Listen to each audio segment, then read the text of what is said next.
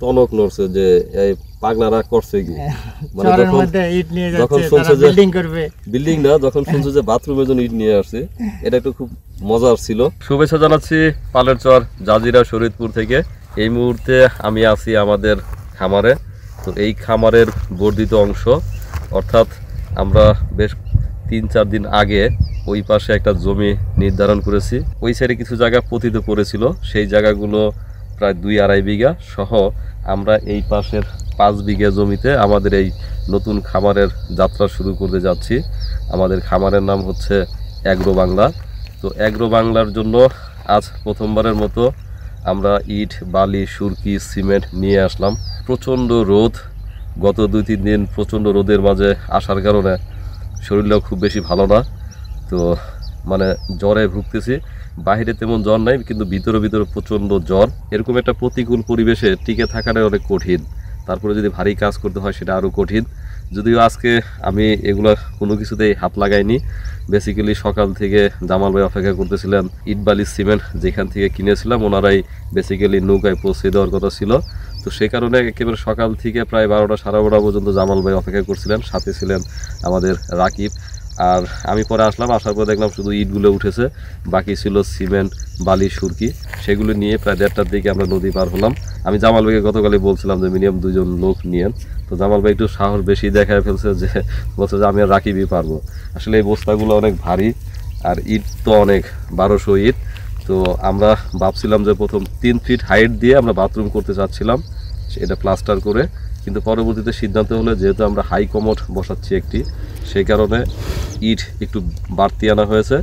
আর আমাদের যারা মেম্বার হয়েছেন দেশে কিংবা দেশের বাইরে, তো এদের মধ্যে থেকে 2 ভাই এই হাই কমোড তৈরির জন্য এক্সট্রা ডোনেশন বলি বা এক্সট্রা পে করেছেন, যে বলছেন যে আপনারা যে বাজেটটা রাখছেন পাশাপাশি মানে ওনারা আলাদাভাবেই 2 জন মিলে আলাদা কিছু অর্থ বরাদ্দ দিয়েছেন। এটা আমাদের অ্যাগ্রো বাংলার জন্য ডোনেশন না, ঠিক গিফট দিয়েছেন। সেজন্য আমাদের প্ল্যানিং হচ্ছে যে এখানে 2টি টয়লেট হবে, একটি হচ্ছে হাই কমোড আর একটি হচ্ছে নর্মাল, আর একটি বাথরুম হবে, চারপাশে টিনের বেড়া থাকবে আর রান্নাঘর। আর আমরা রিসেন্টলি ঘর দেখেছি, হয়তো শীঘ্রই ঘর নিয়ে আসব। সবাই যারা আমাদের সঙ্গে আছেন বা অনেকে আছেন আমাদের সঙ্গে যোগাযোগ করছেন, হয়তো আমরা সবাইকে নিতে পারি নাই বা কাউকে বাদ দিতে হয়েছে, সেজন্য সবার সাপোর্ট অনেক বেশি দরকার। মানে আপনারা যেভাবে মানে আমাদের সঙ্গে যোগাযোগ করছেন সবার প্রতি কৃতজ্ঞতা। তারপরে যাদেরকে আমরা নিতে পারিনি তাদের প্রতিও আমাদের বিশেষ কৃতজ্ঞতা। তবে আজকে একটা জিনিস বুঝলাম, এক ভাই আসছিলেন আমাদেরই সদস্য, উনি জাস্ট নদী পার হয়েছেন, এরপর কি কি হয়েছে ওনার অনেক কথা আমি বুঝি নাই। একটা প্রতিকূল পরিবেশে যে কি পরিমাণ একটা যন্ত্রণা, মানে উনি কি কি বলে জানি চলে গেলেন, আমি জানি না আসলে উনি মানে মানে ধরনটা আমি বুঝতে পারিনি ওনাকে। যদি আমার সঙ্গে ফোনে কথা হয়েছিল, আসলে ওনার বিষয়ে ভাবতে হবে। কারণ হচ্ছে যে আমি বলছিলাম যে যেহেতু আজকে আসতেছেন একদিন আমাদের সঙ্গে থাকেন, এই যে আমাদের জামাল ভাই বা রাকিব আজকে যে কষ্টটা করলেন, তো এই কষ্টগুলো যদি কাছ থেকে দেখা যায় তাহলে নিজেরা ধারণ করতে পারবেন যে কতটা কষ্টের। বেসিক্যালি একটা কথা বলবো, সেটা হচ্ছে যে দূর থেকে অনেক কিছু বলা যাবে। আর জামাল ভাইকে আজকে বলছি যে আপনি 2 জন লোক নেওয়ার কথা নেন নাই, যদি নিতেন তাহলে হয়তো কিছু টাকা খরচ হইতো, কিন্তু আপনি তো একটু আরাম পাইতেন। আজকে জামাল ভাই প্রচণ্ড কষ্ট করছেন। আর এটাও বলছি সাথে যে আপনি যখন কাজ করবেন তখন ভুল হবে, আর যারা কাজ করবে না দূরে থেকে অনেক কিছু বলবে তাদের কোনো ভুল নাই। আমি করব না, আপনিও কম করবেন বা করেন না। কারণ হচ্ছে যে এই যে আমি দেখলাম যে অনেকেই অনেকভাবে খুঁচায় কথা বলেন, অনেকেই অনেকভাবে বুদ্ধি দেওয়ার চেষ্টা করেন। এগুলো আসলে যদি একটু সাথে থেকে বুদ্ধিটা দেন তাহলে আমাদের জন্য অনেক ভালো হয়। একদিন আসেন না রোদের ভিতরে, একদিন আসেন এরকম একটা প্রতিকূল পরিবেশে, অনেকেই বুদ্ধি দেন এই মুহূর্তে ইট না কিনলে কত ভালো হতো। তো এই যে আমরা যে একটা পরিবার সহ এখানে থাকি, আমাদের তো আসলে উপযুক্ত বাথরুম কিংবা টয়লেট নাই। তো সেখানে একটা ইস্টাবলিশ করতে গেলে সেই জায়গাটাকে এখন হয়তো আমরা আনায় একটু খরচ বেশি পড়ছে, 2-3 হাজার টাকা খরচ বেশি হবে, কিন্তু আমরা তো 15 দিনে 1 মাস আগে শুরু করতে পারলাম। তো এই বিষয়গুলো মাথায় নেবেন। আমি সবার কথা বলছি না, 2-1 জন আছেন একটু খোঁচাখুচি করেন। আসলে এই খোঁচাখুচিগুলো করা যাবে না প্রতিষ্ঠানের স্বার্থে, ব্যক্তির স্বার্থে না। কারণ হচ্ছে আপনারা যখন খোঁচাখুচি বেশি করবেন তখন কিন্তু মনটা খারাপ হবে আমাদের। কারণ যারা কাজ করেন, আমি জামাল ভাইকে বলছি ভাই যদি কাজ করেন ভুল হবে, আর ভুল হলে সমালোচনা করবে। তো এই জন্য আমি নিজেও চাচ্ছি যে আসলে আজকে আমার শরীরটা খুব খারাপ, আমি কিছুই করি নেই, আর বেসিক্যালি কিছু করতেও চাই না, কারণ অনেকে খোঁচান যে এরকম করলে কিছুই হবে না। তো আসলে এটাও সাথে সাথে আহ্বান জানাই, যদি আপনারা কেউ মনে করেন যে আমি কাজ করলে বা এটা করলে হবে না, তো ওয়েলকাম, আপনারা কেউ একজন এসে হাল ধরেন, আপনাদের সঙ্গে আমি আপনাদের হয়েই থাকবো, কোনো সমস্যা নাই। জামাল ভাইকেও বলছি যে সবাই যেরকম আছে ওরকম থাকেন, কোনো সমস্যা নাই। আপনিও যে টাকা দিবেন আমিও সেই টাকা দিব, আপনারা যেমনি চলতে বলবেন আমি ওইভাবে চলবো, আমার তো কোনো সমস্যা নাই। আশা করি জামাল ভাইয়েরও সমস্যা নাই। তো বেসিক্যালি কাজ করতে গেলে ভুল হবেই, ভুল হয় না মানে আমি ছোটো সময় শুনছি এই কথা বলা ঠিক কিনা, ভুল হয় না শয়তানের। তো বেসিক্যালি আমি তো শয়তান না, বা আমরা যারা এখানে কাজ করছি এরা কেউ শয়তান না। তো শয়তানের ভুল হয় না, কারণ শয়তান সবসময় শয়তানের মধ্যে থাকে।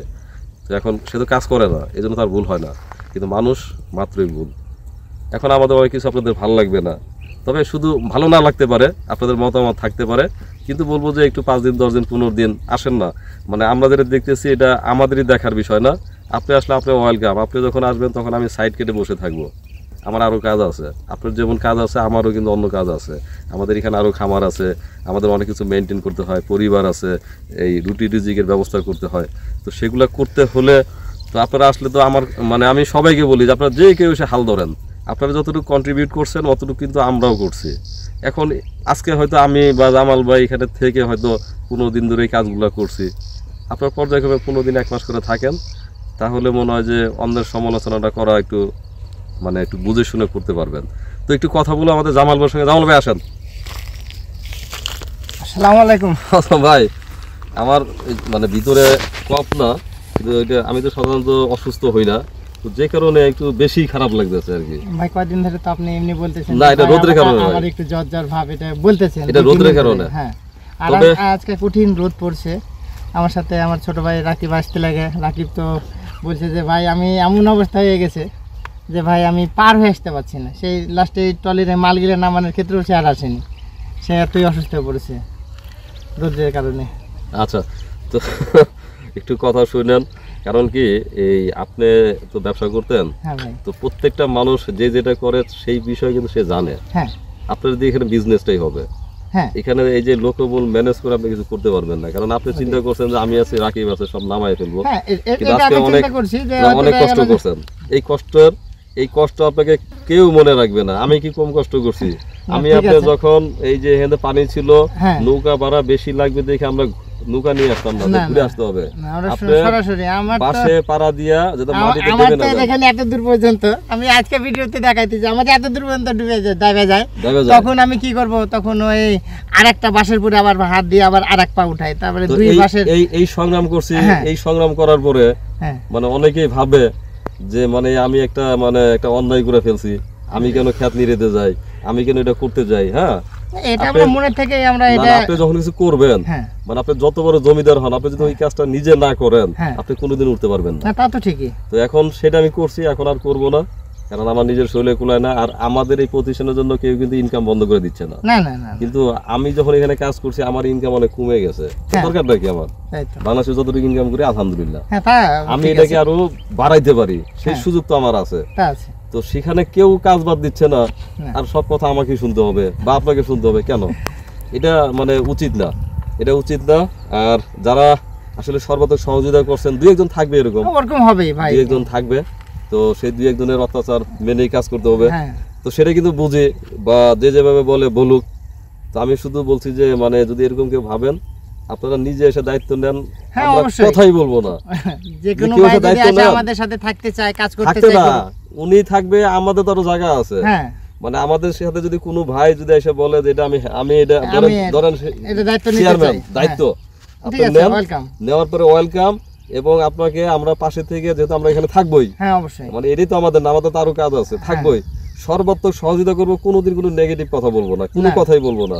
বাই ডাইনে ঠিক আছে, ঠিক আছে, বামে ঠিক আছে, ঠিক আছে, মানে দরকার নাই তো।